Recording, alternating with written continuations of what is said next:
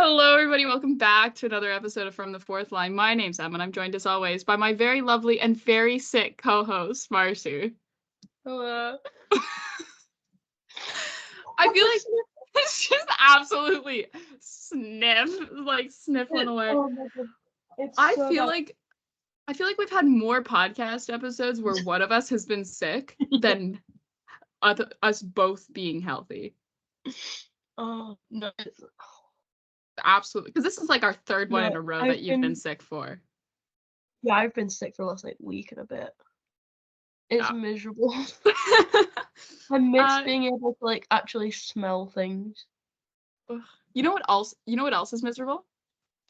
Leafs game 1 against Boston. Oh, you look at that. So I think that's what we're gonna cover first, and then we're gonna go through all the other games that happened this weekend. We had a bunch of game 1s, and honestly, all of the results, what I expected. But let's talk Leafs and Boston first. But yeah, so Jim Montgomery was weirdly secretive about who was starting in net, and I think I said about 3 days before Saturday, going, I think it's gonna be Swayman.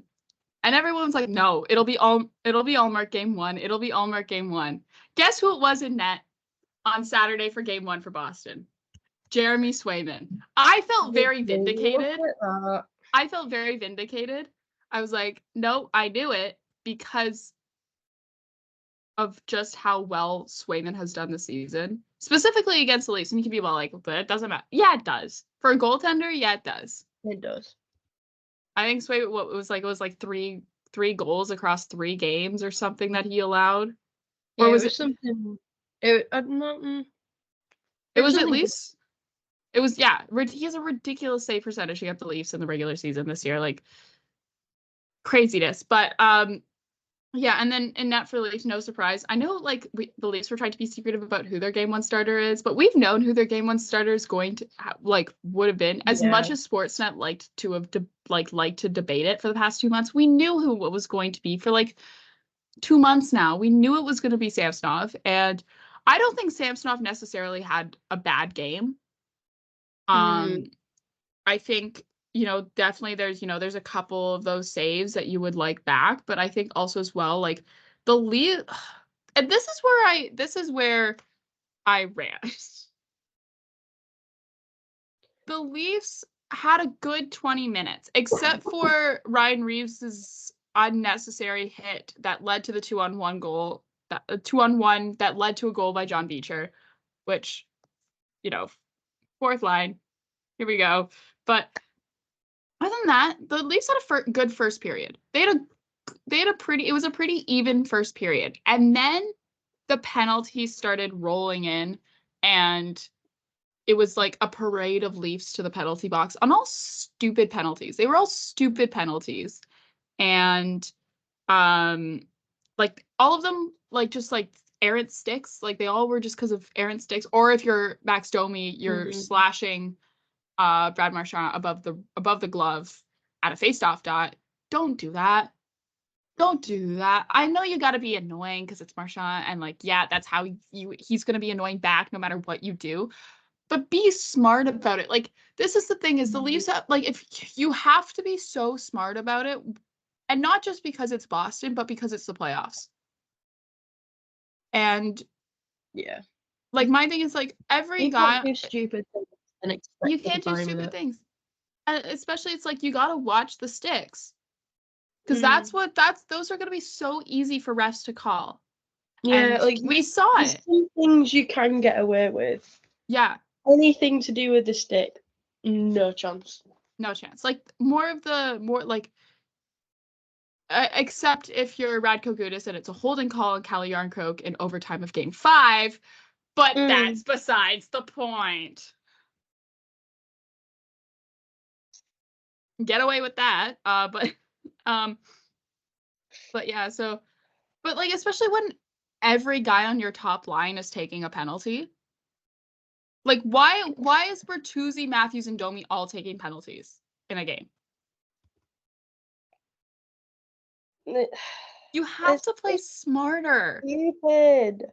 You have to play smarter, especially because you know that like you can't like you can, especially because you know like Boston will have strong goaltending. Like Jeremy Swayman will be strong in net, and you have to know that. So you have to just like avoid giving um you have to avoid giving Boston opportunities like the power play. And I will say though, the Leafs did a really good job in shutting down Pasternak. I'm gonna just pull up quickly like his like stats from the other night. Jake Zubrusco is going to be a problem for them, but yeah. So Pasternak. So I'm just trying to find where his shots are. 3 shots on net. He had 1 assist on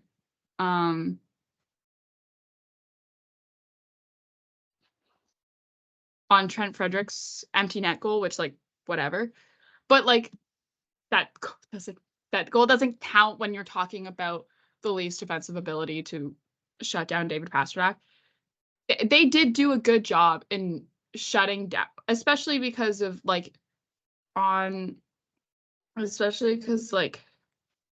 he's so dangerous of a player. So I will hand it to Leafs on that. I will say also as well, Leafs were without Nylander and Bobby McMahon, which we'll get more into the Nylander discussion in a little bit. But I do want to talk this is the thing with the Leafs and the playoffs, and it's the fact that like we have the same conversation every single year about the fact that the top guys who are getting like that core 5 or core 4, whatever terminology you want to use, has to show up. They have to show up, and that's the conversation that we have every single year, and I'm sick of having it. And if I am those guys, I'm probably sick of hearing it too, and I'm sure they are. And maybe this is because they're so media trained, but like I don't know if you've noticed this, but if you go back and you watch any media availability from like the post game of a game where the Leafs got eliminated from the playoffs, any game 7, game 5, whatever, they're never mad. They're upset. Yeah, it's always They're just frustrated. But then you've got to be mad about stuff like that. Like they're never mad, which is what pisses me off. To be like, oh yeah, like it was unlucky, it's a shame. Like I get that you can't just like immediately go to like blame. At the same time, you can be mad and not blame people. You can be mad and be like, it was shit. We were bad. We need to be better. Group collectively, we need to be better. You can be mad about it, because if you're not mad about it, then it's just like, where, like, obviously they do care, because it's their job. They have to. Yeah, they have to care. Like I'm not saying they don't care. I'm saying it comes that across as they're never mad. And like that's the thing that I don't understand. And maybe now I'm sounding like Toronto media, like I'm sounding like Toronto media right now, where I'm like, oh, you could just put me on Sportsnet and they wouldn't tell the difference of what I'm saying, right? But like that's the thing that's always frustrating me as a fan, is that they're never mad. Where it's like, how are you guys? And maybe they are mad. Maybe they're mad and they just don't show it they just don't say it to the media, whatever. But I'm like, fans can't get inside your head. They can't see what you're feeling. They don't know if you're mad or not. And fans are mad. Why aren't you mad? Yeah. And that's the thing that like pisses me off, because I think like if you're mad, like that should spur you to play better in the playoffs so that you don't have the same result the next year. And we didn't see them be mad this game, like game 1.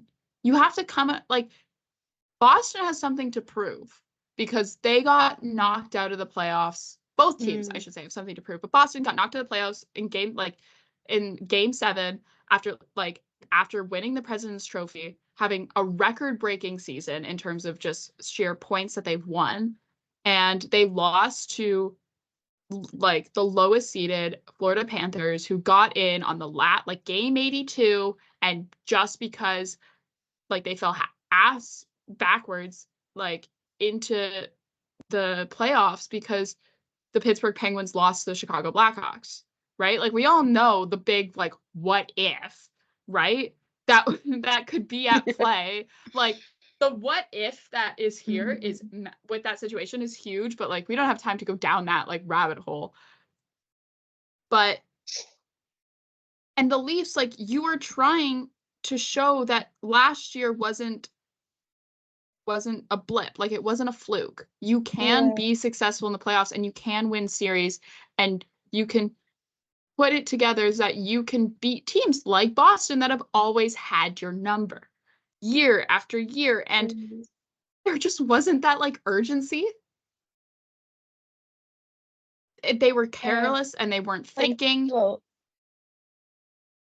yeah, because it's like Boston has something to prove because of what happened last year. And it's like it kind of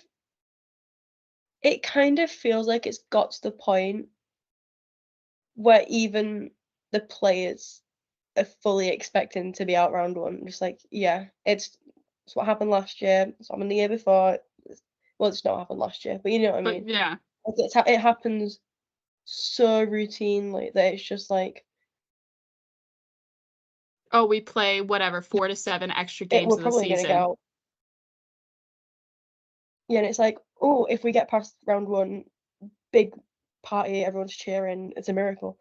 But it's like, I get the, I don't know how to phrase this without sounding like one of Toronto the media.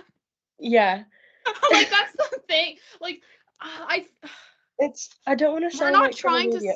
We're not trying to sound like Toronto media, but like sometimes like it's the thing with this team is you just where is it? Yeah, it's like the best way to word this, but it's like every other team is actively out there fighting, like kicking, screaming, like they will get as far as they can. And for us, it just kind of feels like, yeah, we've got round one. You know, we'll play round one. If we get past round one, it's basically like we won the cup. That's like I get that it's got because of how long it's been since they've done anything past round one. But like you can't approach it like that. No. Like I get to a point being like in like a short term, like to motivate yourself, being like, if we win this, we can get past round one, we can get to round two, and we can go again. Like I get using it as like motivation for yourself, but it almost feels like it has become a thing where it's like if we get past round one, it's the best day of any of our lives. It's like the team philosophy. Maybe the case. The case should be get to the Stanley Cup final and win the cup. That's when we all start. That's when it's like the best day of our lives. Not, oh, we made it to what game one of round two. Ooh. Like it just feels like the urgency just like isn't where it should be. It's not there. And I do, though, want to take away some positives from this game because there were some at the end of the day. It's all coming from the fourth line. If no one else has our backs, the Leafs fourth line does. Like, and this is where I say, like, and maybe, you know, I'm speaking out of my ass here and there's a little bit of bias because, you know, purely because, like, look at the name of this podcast. We love fourth line guys.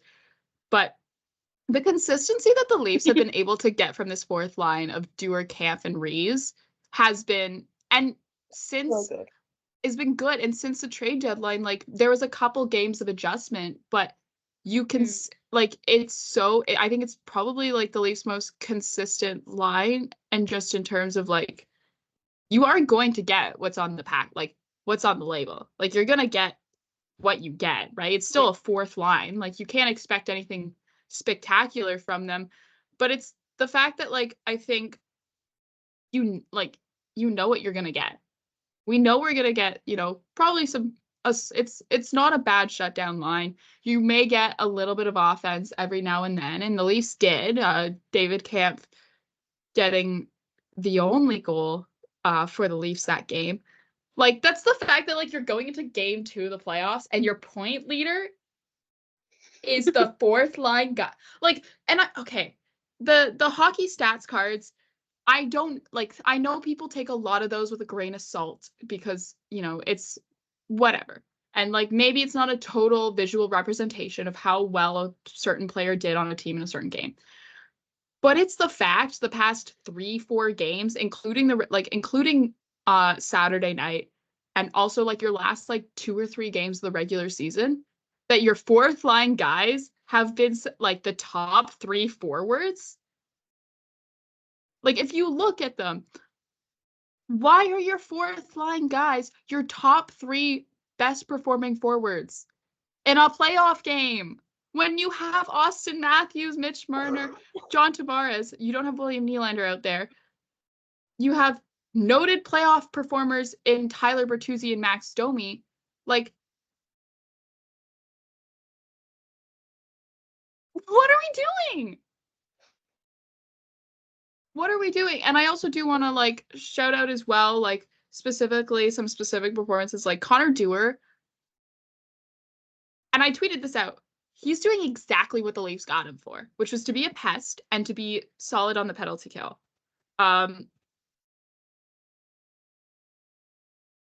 Like, it's true. Like, why is like Simon Benoit being like event, like he had a good chance. He got one shot and it hit the crossbar. Why is he coming closer to scoring a goal than some of your top line guys? Why? I feel like it's a groundhog situation where we go through this every year. And so obviously something isn't working. And I'm not one of those people to always say blow up this team. And I know it's only game 1.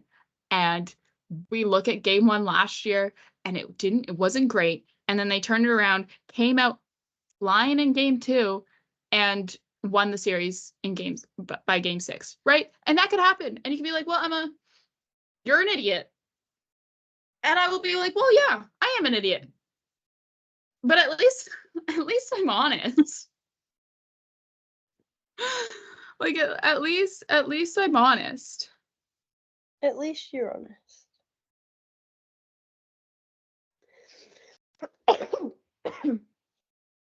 I'm like trying to avoid coughing really, diving off the side, coughing on a pillow.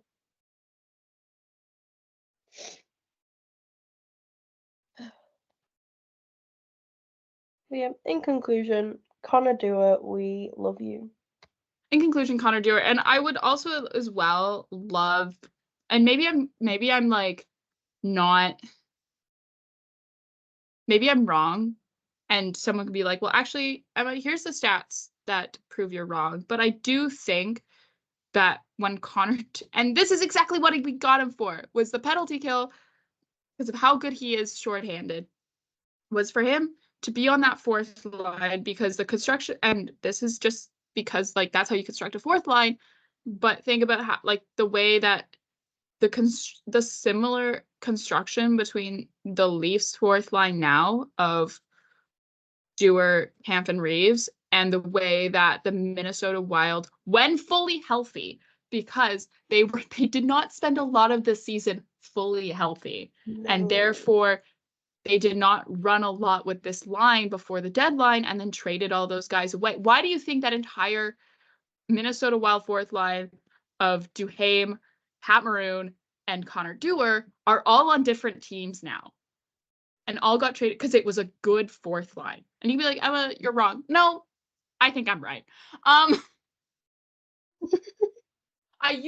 been really good at being right this week. So this week. It is Monday.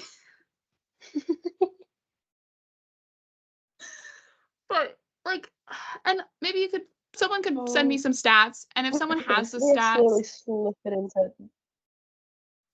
I would love for someone to be like, Emma, you're wrong when I say that I think the Leafs penalty kill has been better with Connor Dewar on it than when he's not on the ice. And you could be like, actually, Emma, here are the stats that prove you wrong. In which case, send me those stats. Prove me wrong. I will then be like, sorry, guys, I was wrong. But that's sorry. I'm just so frustrated because I feel like we do this every year and I don't want to like catastrophize. And I've been really good this season about not catastrophizing and not going, "Oh my God, it's the end of the day. It's the end of the world." Like you got to blow it all up. You got to get rid of clear house, get rid of everybody. You know, you got to get rid of Brendan Shanahan. You got to get rid of Sheldon Keefe. You got to get rid of the core for like everything. Blow it all up. That's not what I'm saying. And but I am saying like there's something that has to change.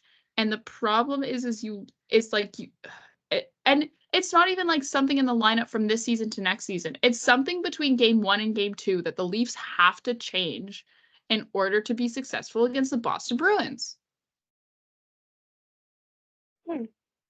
Anyways, let's talk about where William Nylander's been. Where in the world is William Nylander? I don't know where like this is the thing that like pisses me off. Sheldon Keefe was like, we're not gonna do daily injury updates, which like, okay, I get it. You don't want to like reveal too much about which player like the players who are injured, but like the Leafs are missing William Nylander and Bobby McMann, which say what you will, we're like like one or two players can't be a total game changer for a team in the playoffs. But like I think people are underestimating how much Bobby McMann provided to this team. And we're seeing the effects of it. He was a huge part of the offensive depth. And William Nylander also as well. Like that's two parts of your third line gone. Or like I feel like if you get William Nylander and Bobby McMann back in that lineup, I think it would look totally different. Oh yeah. Those middle two lines, your middle six, totally different. Totally like, different. And if you like watch even like the highlights of a game back from 2 weeks ago, if you just watch how much of a pest Bobby McMann is, like also he is scoring still sometimes, and when he does it's good. He's just a pest, but he's a quiet pest. He's not one of those players who you look at and immediately go, "You're gonna like me." He's not about it. He's a quiet pest, and I think people forget how important those sorts of players are because they do a lot for their team, even if they're not putting up like a lot of points. And like this is where this team like I'm like pissed off because I saw a lot of people who were going because there's like rumors about like there's rumors swirling about why William Nylander is not in the lineup. I still am on the Boston cop slide theory that I put out this morning. I'm still strongly going to that one because I think that one is more likely. And I saw people who were going, well, you know, this is why you don't play your top guys in game 82. The Leafs physically had to play their top guys in game 82 because they had only 12 healthy forwards. Yes. They had no other option unless they wanted to go to a 7-Eleven lineup, which they did last year. So I'm a little like, yes, okay, you could be like, well, why didn't they do that? So what guy are you sitting then? Are you going to sit Matthews? Because you could only sit, like, if you're going to go and sit one of your top guys for game 82, which is a lot of people being like, this is why you do that. So which one of your 4 top guys is it going to be? Because you can only take out one because you can't run like 8 defensemen. No, shit, that's like, oh, like why'd you not sit him? And I'm like, if you're looking at the guys you have playing in game 82, and you can pick one of them to sit, you are not picking William Nylander. No, because unfortunately, and apologies to William Nylander, Love you, there's William. there is two guys who on Sheldon Keefe's list would sit out above him. That's Austin Matthews and Mitch Marner. So you're sitting Austin Matthews for game 82, and people are like, well, then he doesn't hit 70. But like because it wasn't like the Edmonton Oilers who could sit like 4 or 5 of their top guys in game 82 because they had the guys to do it. Right? So you're not, no matter what, you're not going to specifically sit William Nylander. You don't have the guys. And like Sheldon Keefe himself said it, being like, we can't because we don't have the players healthy. We would have to start short. We have 18, like, well, they have more. They had more defensemen, yes, but it's like we have 12 healthy forwards. We don't have that luxury. And that's because the rumor is that he got hit, to upper body, got hit during game 82. And that's why he's hurt. But like, okay.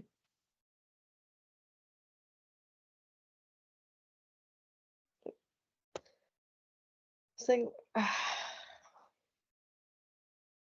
I like, this is the thing where I was like, this whole argument about sitting your star player, like the Leafs were not given that luxury to be able to do that. And that's why I'm like annoyed with the people who are using this as a way to be like, see, this is why you sit your star guys in game 82 when the game doesn't matter. Like, it's like, okay, we sit our like top 4 forwards. What are you gonna do? Are you gonna put Gio first line center? What are you gonna do? Like, Connor Timmins is gonna become a forward again. Remember that? There was those couple games where you had Connor Timmins as your like third line left wing or something. Oh my god. Martin Jones. Like, that's the thing. Martin Jones becomes your elite goal scorer. Like, that's the thing that the Leafs did not have the luxury of doing, which is why that whole like being like, this is like people using this as like a gotcha moment for that is, I'm like, that's so stupid. So stupid. But yeah, I have this specifically written down, Jim Montgomery with his Moriarty-esque mind games with the starting goaltender. He was like word puzzling it today. Something where it was like he was like, oh yeah, the goal. I don't know if you guys have been doing your Wordle, but our goaltender is gonna be like the guy with the guy with 2 vowels in his first and last name. And then it started the whole conversation of like, is Y a vowel? Well, because sometimes it is a vowel. Grammar 1. I'm not turning this into a grammar lesson, but like, it's just like, it's one of those things.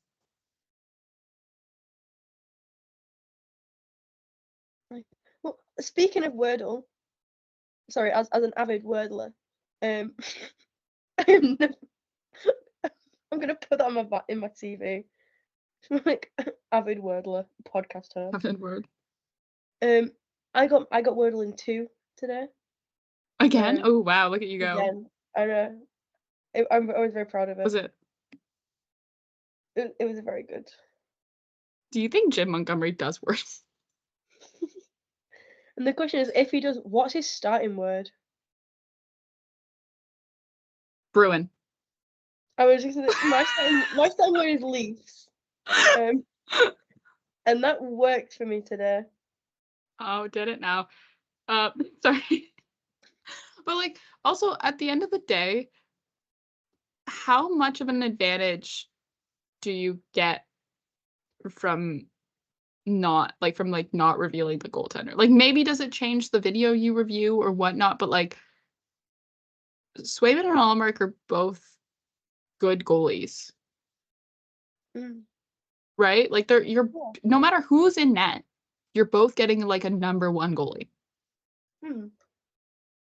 I will say though, I could see the Boston going either way. I could see them sticking with their back and forth, like you go, I go, you go, I go Yeah. sort of thing with the goalies, or I could see them running with the glove that's hot and go with Swayman and back to back. But whatever it is, you're gonna get some good goaltending, and like that's the problem for the Leafs is you're gonna have to score some goals. Yeah. And it can't come from David Kampf. Not to No. say that if it did, I wouldn't mind it, because you know what, love when our fourth line Blorbos light it up. No, I'd be But very happy if we got another David Kampf goal, but I we would also shouldn't have to rely on David on Kampf David goal. Kampf to score our goals. No. That's what we're gonna be paying Austin Matthews $13 million next year for. That's what we pay Mitch Marner. If we end up relying on David Kampf to score the goals, where's his raise? Where's his 13 million a year? Eh? David Kampf has more playoff goals this season than Austin Matthews. Therefore, David Kampf is better than Is Austin Matthews a bust? Clip that. Clip that. Put that on Twitter.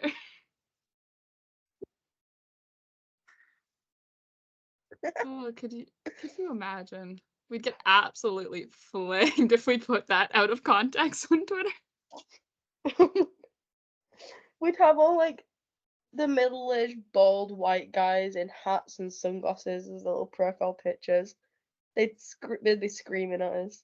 And then they somehow to be like, and this is why we should have never even drafted Mitch Marner. Somehow it would turn into that conversation, who I did think had a somewhat decent game. He wasn't awful. He wasn't there. Like, this is a thing where it was like, I never noticed when a line was out, except for the top line when they were getting penalties, and the fourth line because they had the most consistent impact. Yeah. But yeah, I will say Ryan Reeves, don't do anything stupid. Like that's the thing where it was like that totally sours this game for me in terms of like praising the fourth line of the Leafs, because I'm going to do that because they did have a really good game. Was Ryan Reeves, it was like, 2 minutes, 30 minutes, 2:30 into the game. Joel Edmondson lands a hit on his guy.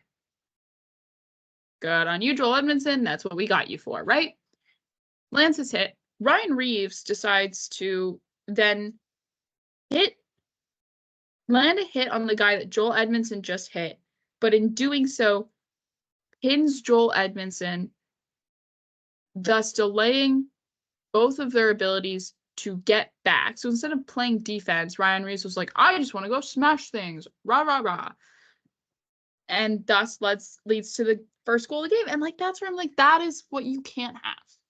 And that is then sets the tone for, I think, the rest of the game for this team, besides having a pretty good first period, is then they then started getting stupid. You can't play stupid in the playoffs. And this is a quote where it was like, there's always some variation of this quote that goes around every time during the playoffs. Something that's always said is like, games in the playoffs, like games in the regular season will, it's possible to not lose a game in the regular season in the mistakes, but games in the playoffs will always be lost in the mistakes because the teams are just that good. Yeah. The teams are just that good, and it's about like, and you can get away with making mistakes in the playoffs if the other team doesn't capitalize on them, but it's the Bruins. But it's the Bruins, so they're always going to capitalize on your mistakes, and you can't make mistakes. Did you get that Elliot Friedman notification too? Yep.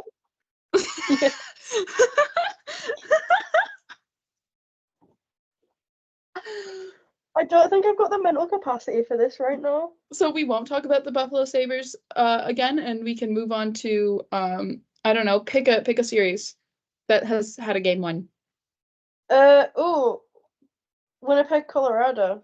So that's that's the one I have next to my notes too. Oh, look at us go. That was last night. That was a good game. That I can't believe finally this is the game that makes people realize that wins is not a goalie stat. Because okay, I will say, like, wins are not a goalie stat. No.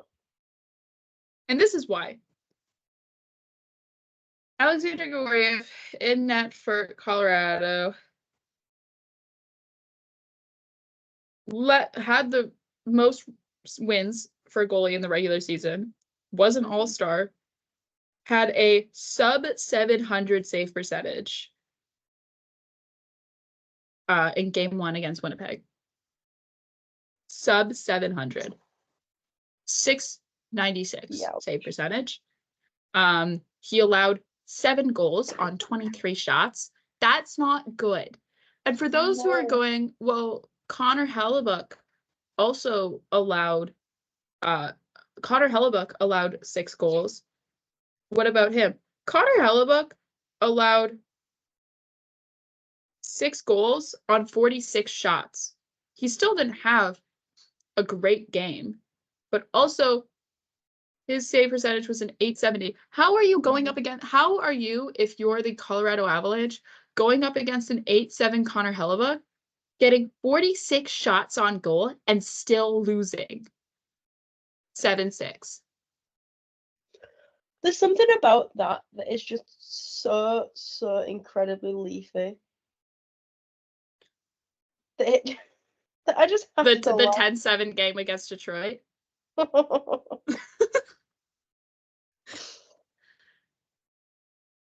But yeah, like 2-goal night for Adam Lowry. 2-goal game for Kyle Connor. Like meanwhile with the Avalanche, McKinnon got a goal. Cale Makar got a goal. Casey Middlestat got a goal. Look at you. Lehkonen. So it's like you're going, like, yeah, the Colorado Avalanche are a damn good team. But like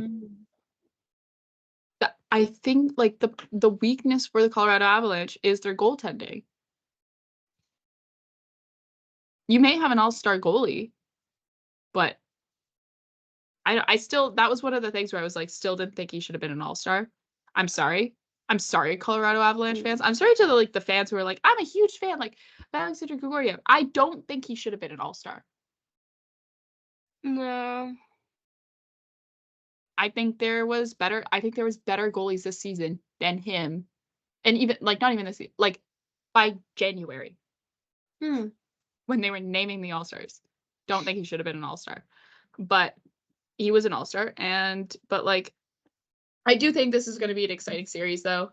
Like, oh yeah, it's gonna be really great. I think that's gonna be a fun, like, I think that's gonna go long.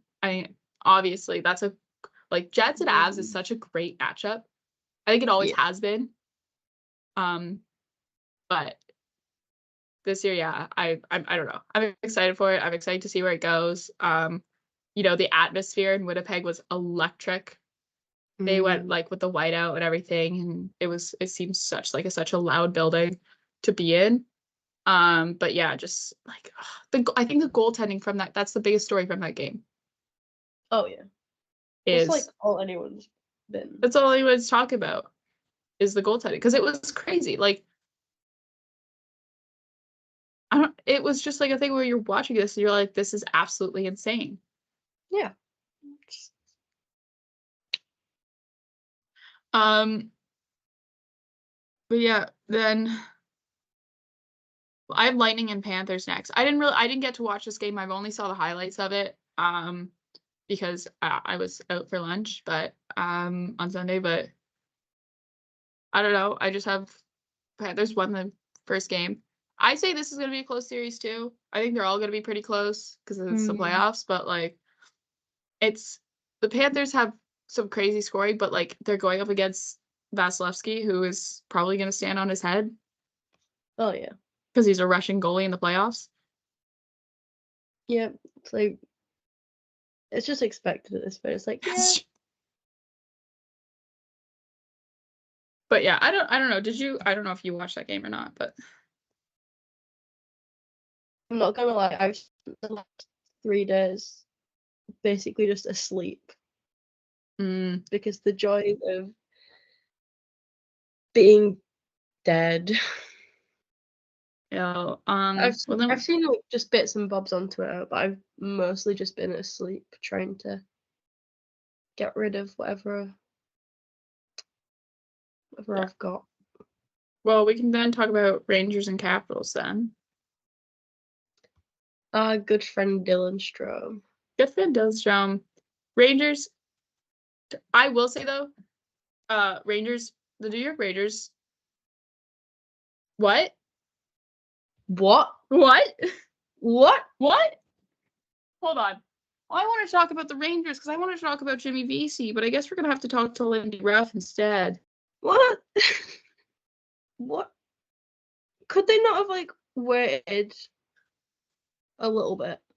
Give us 2 weeks, please. You didn't need to do this now. You could have waited. Oh my god. We just spent like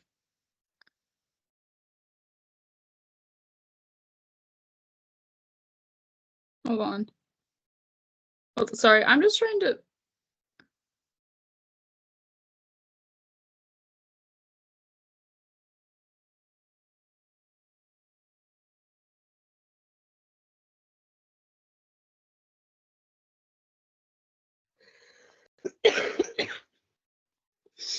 Oh my.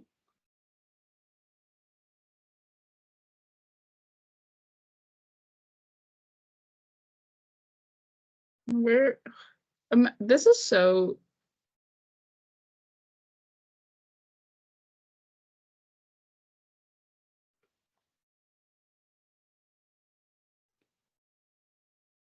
I'm so what? What? Hold on. My brain is sorry. For those who don't know, this was while Marcy tries to process this news. We just got got the notification that via Adam Benigi, I think that's how you say his name. I don't know. And Elliot Friedman, Lindy Ruff will be the next head coach of the Buffalo Sabres, returning to the team he led from 1997 to 2013. What is happening? I just want to talk about the Rangers, man. I want to talk about Jimmy Vesey. I feel like I'm going a little bit insane right now. You know, like this feels like very like Groundhog Day. Oh my god. Well, you know what? They're going back to the coach that they had when they last got into the playoffs. So It's a sign. Next year's gonna be our year, guys. oh yeah, when you guys pull the goalie and then forget to put out a 6 skater. Oh, Buffalo Sabres are your 2024-25 Stanley Cup champions. oh my Jeff god. Skinner. No, Jeff you know who's Skin- gonna score the overtime winning goal, Game 7 of the Stanley Cup Finals? Do you know who's gonna score your winning goal? Jeff Skinner. Zemgus Girgensons. Wait, no, hold on. The Buffalo Sabres are so young that how many players were in the league in 2013? 1. Jeff Skinner. Jeff Skinner. Like literally hold on. You've got Jeff Skinner. Um the fact that we're going, we've got Jeff Skinner and no other ones. Oh my god. The fact that we're like, okay. Oh, well, Maybe Zemgus Girgensson? When did Lindy Ruff get fired?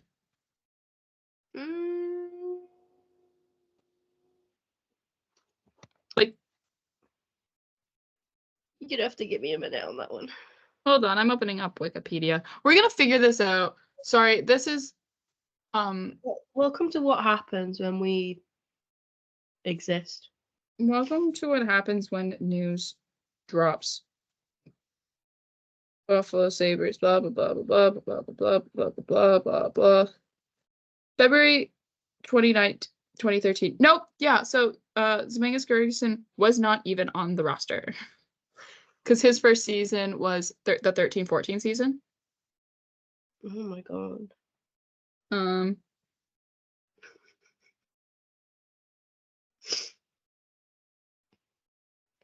So, what a time to be alive.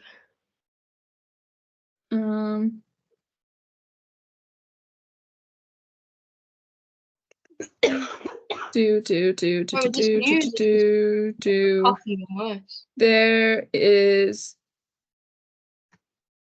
literally none of them. There was not a single player on the Buffalo Sabres roster besides Jeff Skinner, who was in the NHL the last time Lindy Ruff was the coach of the Buffalo Sabres. I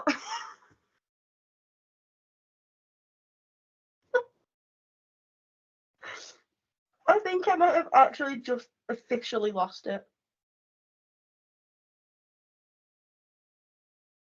Oh my god. So anyways, with that out of the way, who knows if that's actually going to happen?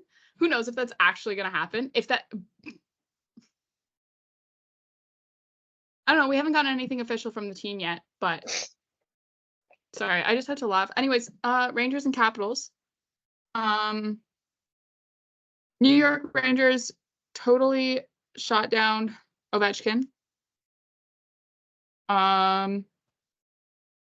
He had no shots that game, which Washington is 0-4 in the playoffs when Ovechkin records 0 shots. Did they announce it? It's official. Yeah. I just want to talk about the Rangers, man. I haven't even gotten to my Jimmy Vesey part yet.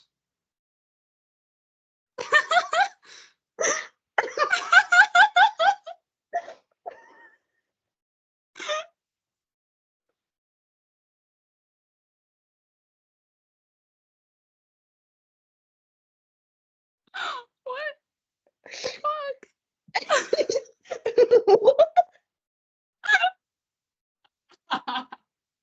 I can't fucking believe. Oh my god.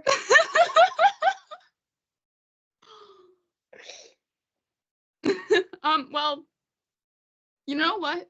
Have we ever had a coach? No, this is the second time we've reacted to a coach getting hired on this show. It is. Because we also did it with John Hines. Did we do it another time, or was that only when coaches got fired? I think that's just when coaches have been fired.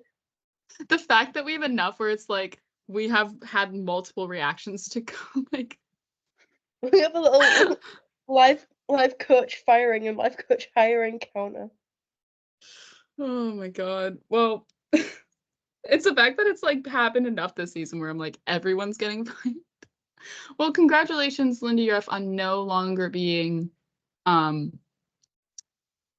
like job unemployed. Woo, employment queen. Can I talk about Jimmy Vesey now? Yeah, I suppose. As a treat. Jimmy Jimmy Vesey is a playoff goal scorer. It's great. He's still missing it too, so it looks really, really silly when he smiles. Have I mentioned how much I love Jimmy Vesey?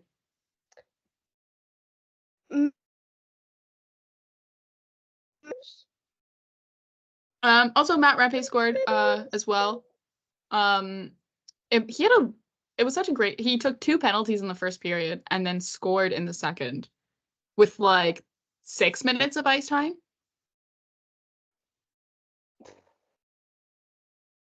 But I do think like New York Rangers, like, oh man, I'm trying not to put too much hope on the New York Rangers because I am well aware of the President's Trophy curse, but I do think they are just that good of a team.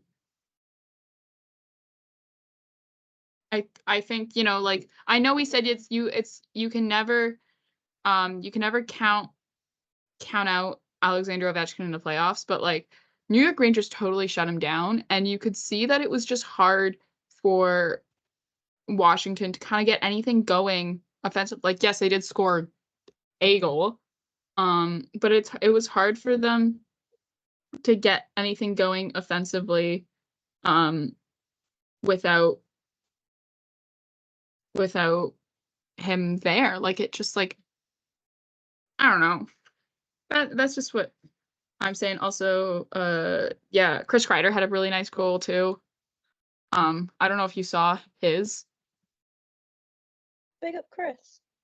Big up, Chris. But yeah, New York Rangers just that good.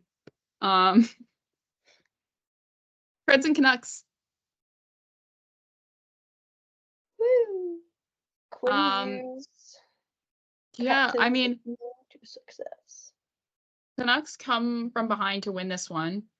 You know, I do think though Nashville is gonna it's gonna be a closer series than people think. I think Nashville is still a very good team. Of course, also as well, like you have UC Saros and you have like Ryan O'Reilly. Like, dude can make his presence known in the playoffs. We've seen it firsthand.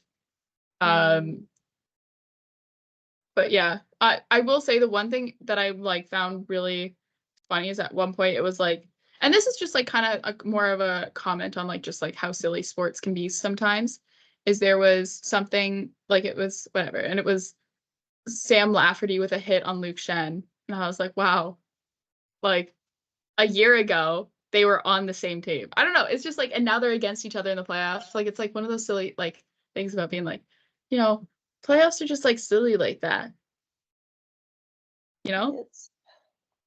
Hockey's silly, like sports are just silly. Like it was like one of those things where I was like, damn, like those guys were like on the same team last year.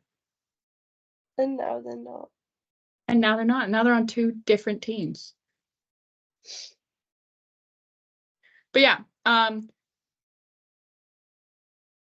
mean, I think Canucks fans are really excited about having playoff hockey back. This is the first time the Vancouver Canucks have played playoff hockey in front of fans since 2010.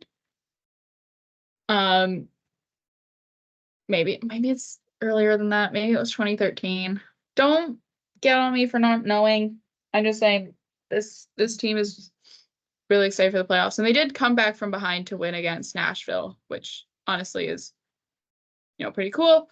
I don't know what else to say. Like, I only watched half this game because then I got really tired. It didn't start till 10 and I was already tired, and I was like, I have to work tomorrow, going to bed. But what I did see, it was, I don't know, it was fun. It was nice. I don't know. It was hockey. It was playoff hockey. Playoff hockey is just so fun and special to watch. Yeah.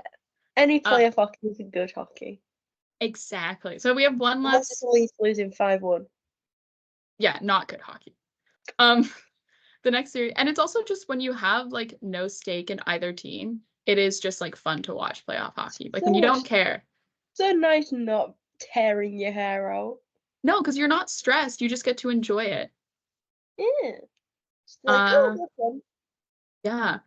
So we got Hurricanes and Islanders. As the last series that we're going to talk about for games that have happened, Oilers and Kings play tonight, as well as Knights and Stars, which we will talk about Knights and Stars in that series in just a little bit. But Hurricanes and Islanders, Freddie Anderson, what a guy. Big Red Fred.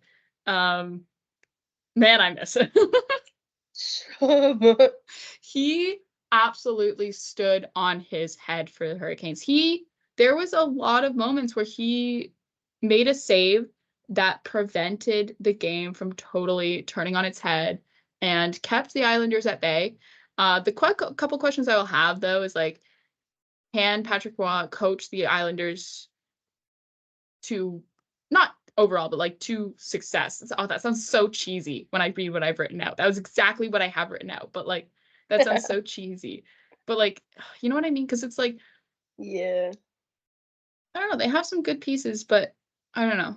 Also as well, like, he made the decision to start Varlamov over Sorokin, which I don't understand. Maybe someone who's more familiar with the goaltending situation in for the Islanders can like let me know why that was the case. Like, why you're not starting Ilya Sorokin in game 1 of the playoffs. Like, Yeah. why? Why are you starting Varlamov? That's like, It's a choice.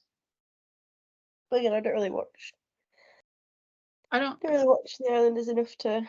No, because I don't like the Islanders. No.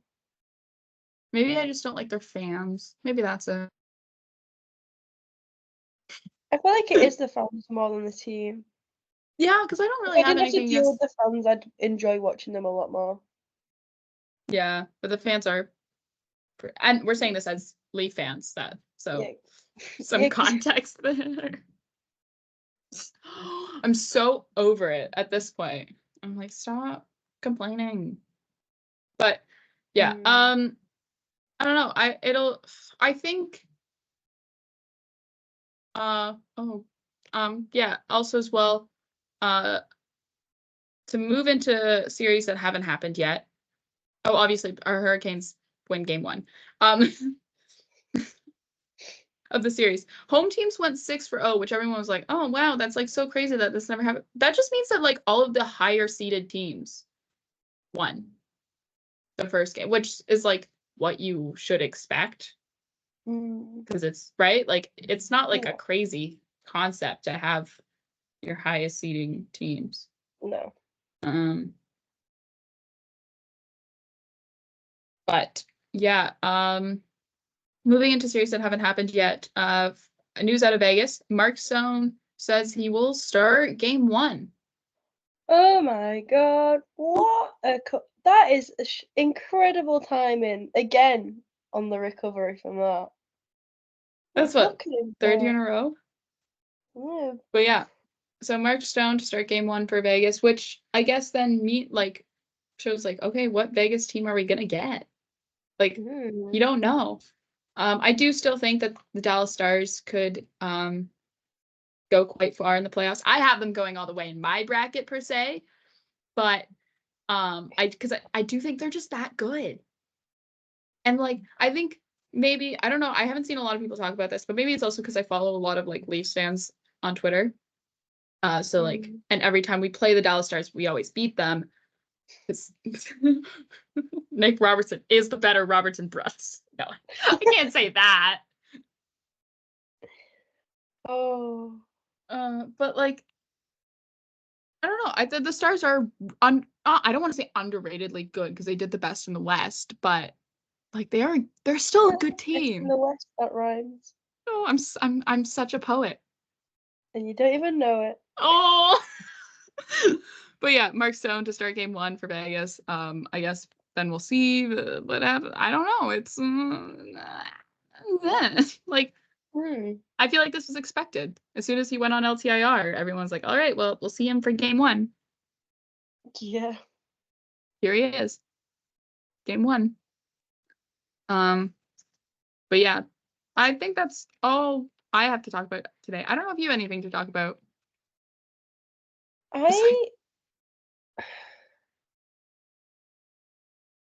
No, I feel like it's been pretty quiet on the news front for stuff we care about.